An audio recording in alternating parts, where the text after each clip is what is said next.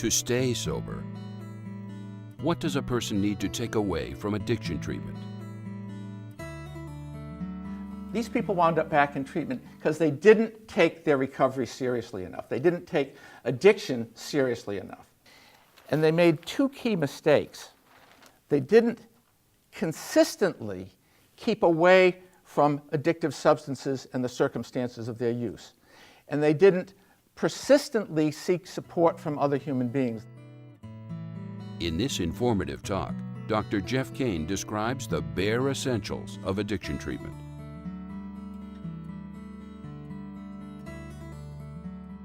The neurobiology of behavior, where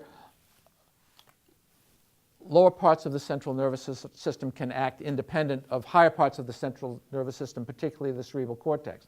If we put that together with how addictive chemical substances over time with repeated use change the instinctual part of the brain and set up a mechanism that perpetuates their use, there's the neurobiology of powerlessness.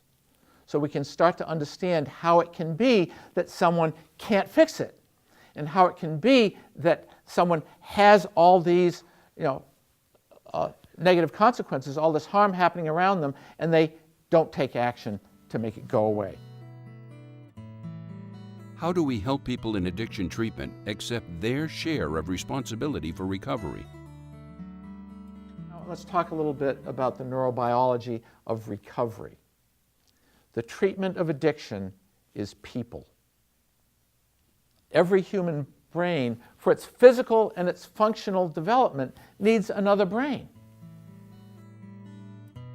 How do we help people understand that ask for help is not just a slogan, but also a biological necessity? Dr. Jeff Kane, Chief of Addiction Services at the Brattleboro Retreat, has been helping people cope with addiction for 40 years.